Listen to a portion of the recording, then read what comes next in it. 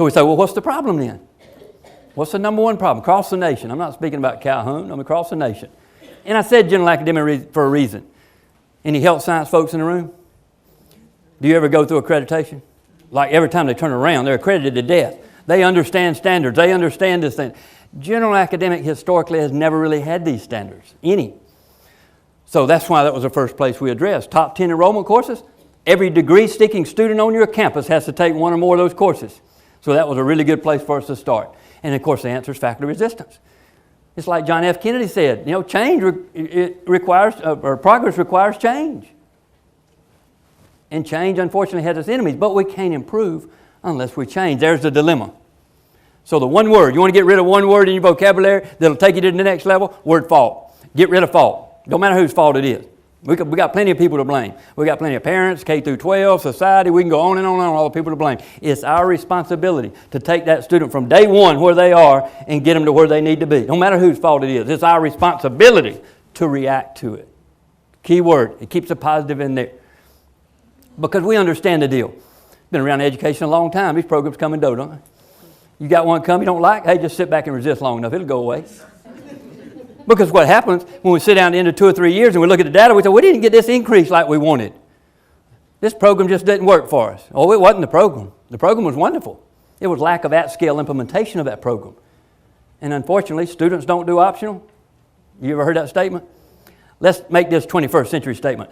People don't do optional. We're busy people. We got a whole lot going on. We do what's most important and what we're held accountable for.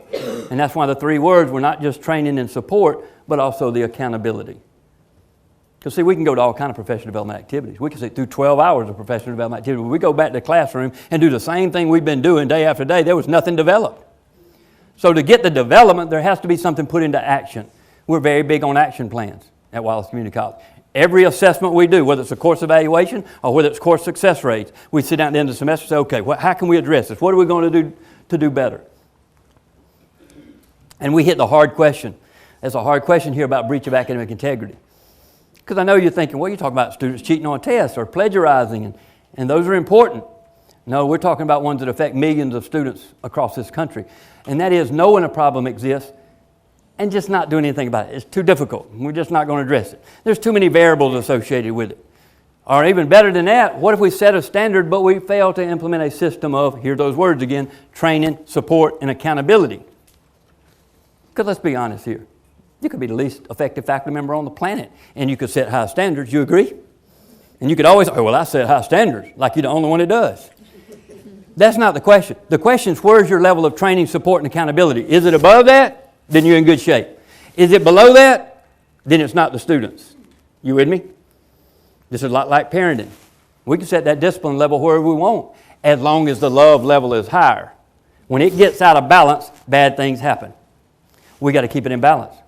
Setting high standards is wonderful, as long as we provide a system of training, support, and accountability to back that up. What if we know there's issues going on in the classroom, but we just don't address them? We know they affect student learning. I'll pick out affective domain. I like that one, because that has to do with how the students feel. And I'm a science person. Hey, it's the data. We could care less what you think, feel, or believe. What does the data say? But really and truly, feelings do matter. We're human beings. When research consistently shows positive perceptions in the classroom increase student learning for every student. Over 5 times more for the least prepared, low-income minority student. You're not closing any student achievement gaps unless you address perception in the classroom. Because we know it improves student learning. Now, we're one of the 7% of colleges in the nation that do not give those evaluations at the end of the term. And I'll tell you why. When we started this process, we had courses with 40%, 50% withdrawal rates. Why in the world we want to give an evaluation at the end of the semester and not get any data from the students we need it from the most? That's the ones we need to know. Why are you leaving us? Number one reason students leave college around this country, they do not feel connected.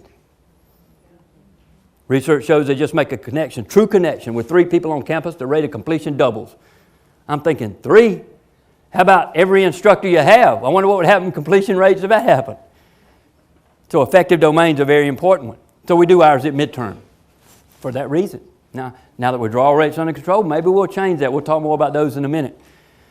You probably do course evals also. We never used those to improve in the past. We just give you a course about here it is. Okay, looks good to me. Hey, all the wonderful students said wonderful things. Those students were flunking anyway. No wonder they said bad. And then we'll throw it in the trash. We're good to go.